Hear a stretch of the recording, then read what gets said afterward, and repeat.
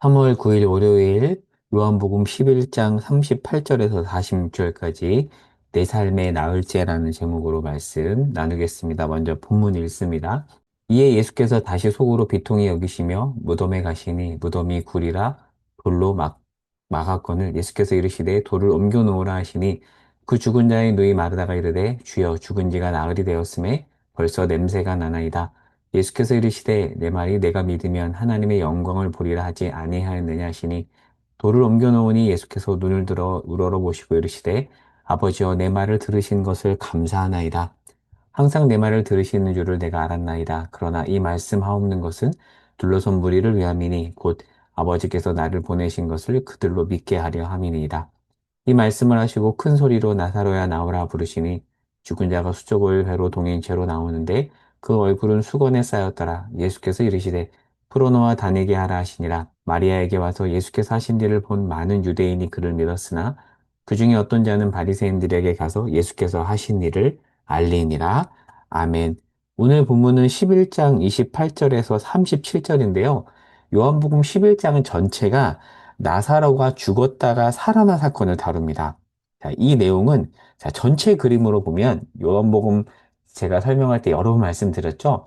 요한복음 1장 19절에서 12장까지를 보통 표적의 책이라고 하죠. 표적의 책에는 완전수 7에 맞춰서 7개의 표적이 나옵니다.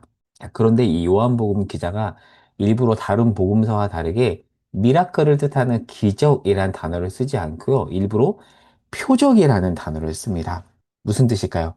기적, 놀라운 일 자체가 핵심이 아니라 그 사건이 가리키는 것이 중요하다라는 거죠. 자, 여러분 그럼 질문을 해볼게요. 7개의 표적 중에서 마지막 표적인 이 나사로가 죽었다가 살아난 사건이 가리키는 것이 무엇일까요? 지난주 금요일 아침 설교 때 나누었는데 기억나시나요? 이 사건은 단순한 기적을 넘어서 예수님의 십자가 죽음과 부활을 미리 보여주는 결정적 표적입니다. 특별히 요한복음 11장 후반부에 가면 이 나사로 부활 사건은 종교 지도자들이 예수님을 죽이기로 결단하게 되는 직접적인 계기로 제시가 됩니다. 그러니까 이 나사로의 부활은 생명을 살리는 사건임과 동시에 예수님 자신의 죽음을 불러오는 전환점이 되죠. 그러니까 나사로의 무덤에서 시작된 생명이 예수님의 십자가로 이어지고 그 십자가가 결국 예수님의 부활로 이어지죠. 그럼 이 나사로 사건을 11장 초반부터 한번 정리해 볼까요? 나사로는 어디 살았죠? 베다니, 예루살렘 외곽에 비루한 자들이, 주로 예루살렘에서 부정하다고 쫓겨난 자들이 모여 살던 그 베다니에서 마리아, 마르다와 함께 살고 있었습니다. 삼남매죠. 이 삼남매를 예수님이 특별히 사랑하셔서 친히 방문할 정도였어요. 그 정도로 예수님과 각별했습니다. 그런데 지금 이미 예수님은 병을 고치는 기적을 행하고 있다는 소문이 돌고 있었어요. 자, 그런데 특별히 사랑하는 나사로가 죽게 된 거예요. 그러니까 마르다와 마리아가 사람을 보내서 예수님, 당신이 사랑하는 이 나사로가 죽게 되었습니다. 도와주십시오. 여러분 11장 3절에 볼까요? 마르다와 마리아가 예수님께 사람을 보내서 나사로가 아직 죽진 않았고요. 앓고 있다라고 얘기합니다. 그럼 빨리 가야 되잖아요. 근데 예수님이 어떻게 하시죠? 바로 가지 않고 나사로가 완전히 죽을 때까지 기다렸다가 가요.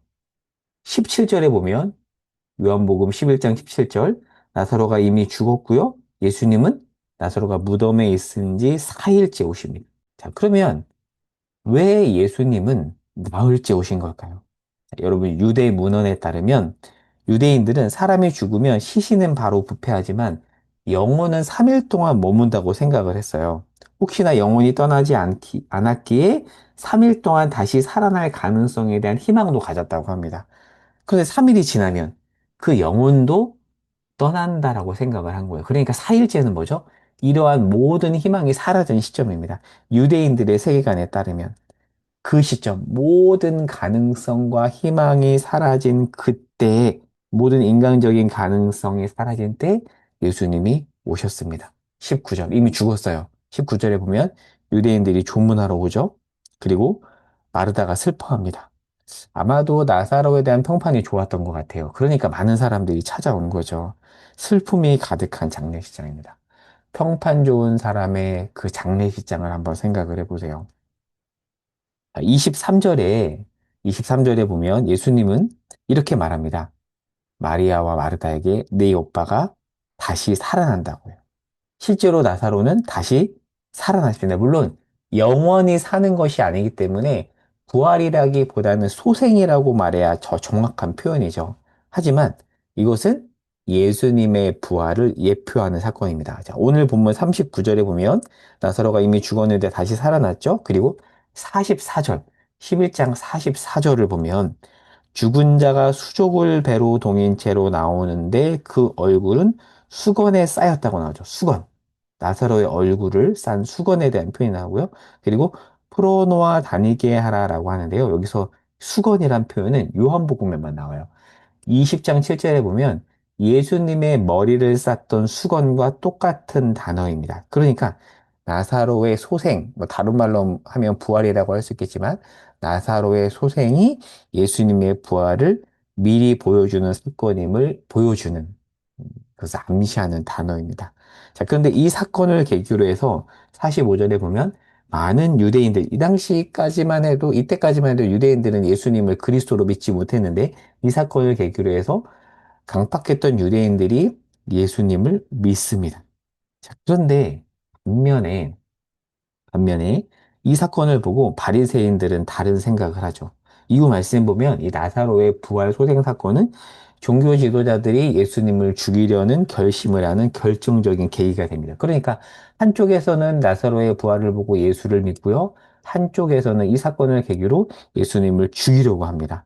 같은 사건을 보고 다르게 반응하죠. 이렇게 해서 11장 그리고 12장까지 가고 13장부터 요한복음은 영광의 책이라고 불리는 내용이 시작이 됩니다. 그러니까 요한복음을 다시 큰 그림으로 정리하면 1장 1절에서 18절까지가 뭐였죠? 프롤로그. 1장 19절부터 12장까지가 표적의 책. 13장부터 20장까지가 영광의 책. 21장은 에필로그죠. 이런 구조로 되어 있습니다. 자, 이 흐름 속에서 표적의 책 마지막 부분에 오늘 본문이 위치해 있습니다. 자, 그러면 이제 내용을 정리해 볼게요. 나사로의 이 죽음과 소생은 단순한 기적 이야기로 끝나지 않습니다. 그리고 인간의 모든 가망성이 끊어진 나흘째의 그 절망 속에서 생명의 주관자이신 예수님이 어떻게 일하시는지를 선명하게 보여주죠. 무엇보다도 이 사건에는 깊은 역설이 담겨 있는데요. 나사로를 무덤에서 끌어내서 살리기 위해서 예수님은 이제 십자가라는 자신의 무덤을 향해 본격적으로 내디셔야 했습니다. 생명을 주시기 위해서 자신의 생명을 내어주시는 놀라운 은혜죠. 그리고 이 놀라운 이 표적, 사인 앞에서 사람들의 반응은 두 가지로 갈리죠. 기적 너머에 있는 예수님을 하나님의 아들로 믿는 자들과 여전히 자신들의 그 편견과 기득권을 내려놓지 못해서 그 기적을 행한 예수님을 죽이려는 자들로 나뉘어집니다. 똑같은 생명의 역사를 보고도 결과는 완전히 달라지죠. 두 가지 적용을 해볼게요. 첫 번째, 우리 삶에 나흘째가 있습니다. 모든 인간적인 가능성이 끝난 나흘째. 그 나흘째가 혹시 여러분의 삶에 있으신가요? 그 나흘째를 주님께 맡기시기 바랍니다. 내 힘으로는 도저히 어쩔 수 없는 완전히 끝났다고 생각되고 냄새가 나는 무덤과 같은 영역이 있다라면 그 영역을 주 앞에 맡깁시다. 물론 생각보다 쉽지 않죠. 그러나 그 자리가, 그 벼랑 끝이 주님이 일하시는 자리라고 오늘 본문이 우리에게 말씀해 주고 있습니다. 내가 포기한 그 나흘째 그 자리에서 다시 시작하시는 주님을 신뢰하는 이 아침이 될 수 있기를 바라고요. 두 번째입니다.